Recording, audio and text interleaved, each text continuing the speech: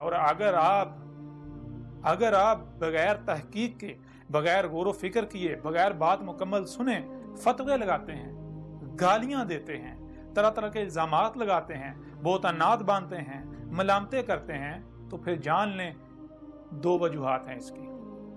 پہلی وجہ کہ آپ کو آپ کے ملاؤں پر اعتماد نہیں ہے۔ کیوں؟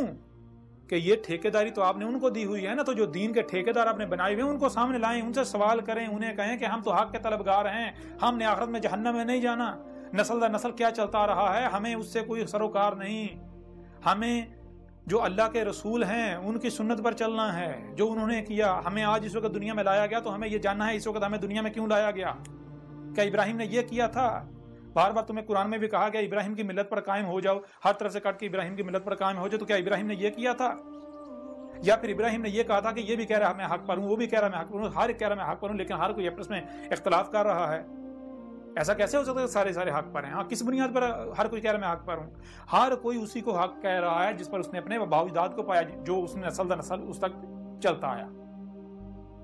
تو ابراہیم نے کیا کیا؟ ابراہیم نے یہ نہیں کیا کہ جو نسل در نسل چلا آ رہا ہے اسی پر ڈٹ گیا، نہیں یہی آقا، نہیں، ابراہیم نے تحقیق کی، ہر فرقے کو چھان مارا، جب غور و فکر کیا تحقیقی تو پتہ چلا یہ سارے کے ساری باطل ہیں، یہ تو اندھو کی طرح اپنے ابا اجداد کے پیچھے چال ہیں۔ ابراہیم نے کہا میں کفر نہیں کروں گا، میں سنتا اور دیکھتا ہوں، اللہ نے مجھے اسے سمجھنے کی صلاحیت بھی دی، اور پھر جو ان کانوں سے، ان آنکھوں سے سنائی اور دکھائی نہیں دیتا اسے سننے دیکھنے کے لیے، یعنی جو کہ غائب ہے، اللہ نے میرے سینے میں دل رکھا۔ دل وہ سنتا ہے، وہ دیکھتا ہے جو کان نہیں سنتے، جو آنکھیں نہیں دیکھ سکتی، آنکھوں سے، کانوں سے سنا نہیں جا سکتا، آنکھوں سے دیکھا نہیں جا سکتا۔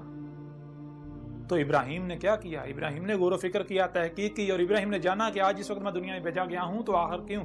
جب ابراہیم کے اوپر حق واضح ہوا تو ابراہیم نے کیا کیا؟ پھر ابراہیم نے حق کا اعلان کیا۔ جب ابراہیم نے حق کا اعلان کیا تو پھر ابراہیم کے خلاف بھی بالکل وہی ہوا جو آج آپ لوگ میرے خلاف کر رہے ہو، بالکل وہی، یہی آگ ابراہیم کے خلاف جلائی گئی تھی، جو آگ آج آپ ابراہیم کے، جو آج آپ جو ہے وہ میرے خلاف جلا رہے ہیں، آج آپ کر رہے ہیں، یہی آگ ابراہیم کے خلاف۔ وہ ابراہیم کیا ہے؟ اللہ نے کیا کہا قرآن میں؟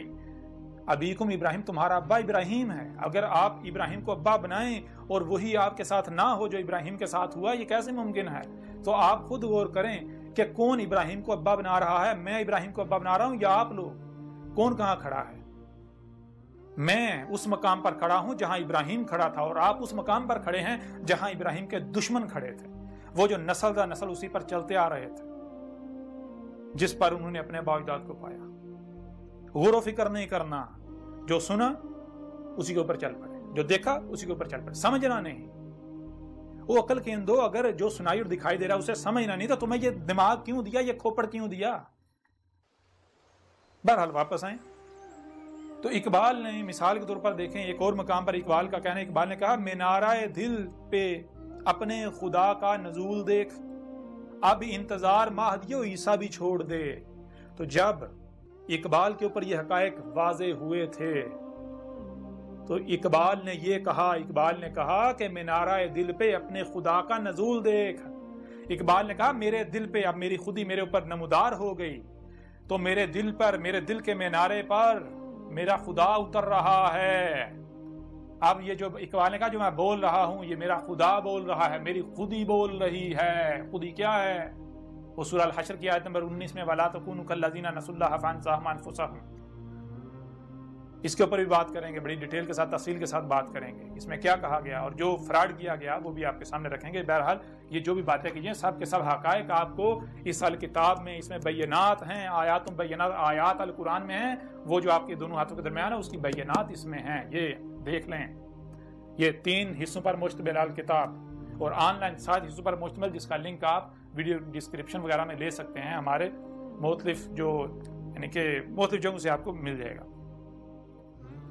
تو یہ ہے اقبال کہہ رہا ہے مینارہ دل پہ اپنے خدا کا نزول دیکھ، اب انتظار مہدی و عیسیٰ بھی چھوڑ دے۔ اب اقبال کیا کہہ رہا ہے؟ اقبال تو تمہارے مہدی و عیسیٰ کا کفر کر رہا ہے، وہ کہہ رہا ہے اب کسی مہدی و عیسیٰ نہیں ہے نا اسے۔ اقبال نے کہا اب اس دور کا میں ہی مہدی ہوں، اس دور کا میں ہی عیسیٰ ہوں، یہ اقبال دعویٰ کر رہا ہے۔ اب آئیں میدان میں، یہ صرف چند ایک حوالوں سے آپ کے سامنے رکھا ہے، اس کے علاوہ درجنوں مقامات پر اقبال نے دعویٰ کیا ہے، درجنوں مقامات پر۔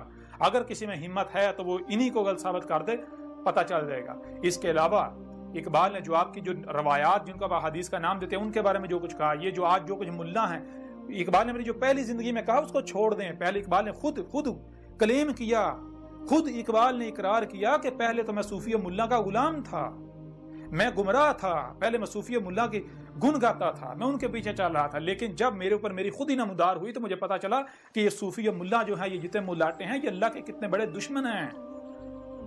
ये वो वजह थी जिस इकबाल के ऊपर भी फतवे लगाए गए, इकबाल के साथ दुश्मनी की गई, क्योंकि इन मुल्लाओं ने उसी वक्त भांप लिया था अगर इकबाल जो इसको रास्ता दिया गया तो ये हमारी जड़ें काट देगा। ये वजह थी जिसको उसी वक्त इन्होंने इकबाल को जो है पनपने नहीं दिया था। बहरहाल इकबाल के बारे में मैं क्या कहता हूं, मेरा क्या कहना है, आपको उस वक्त तक समझ नहीं आएगी जब तक आप इसे नहीं पढ़ते। इसको जब आप पढ़ेंगे तो इसमें वो हकायक हैं कुल कायनात के बारे में, आपके अपने जिस्म के बारे में, आप कैसे वजूद में आए, आया के इर्तिका से आए, इर्तिका हुआ तो कैसे हुआ, किस तरह हुआ, आया कि आप जो है वो जो आदम और हवा वाले किस्से कहानियां हैं, हर सब के सब हकायक आपकी, यानी कि वो हकायक हैं कायनात के दुनिया की कोई ताकत, बड़े से बड़े साइंसदान जो है वो भी गलत साबित नहीं कर सकते, वो भी सरेंडर कर जाएंगे कि जहां साइंस नहीं पहुंची वो मजबूर हो जाएंगे सोचने में, जहां साइंस नहीं पहुंची वहां के बारे में लिखना, इसमें लिखना ये कैसे मुमकिन है एक ही सूरत में कि जिसका वजूद है वो ही लिख सकता है। और इस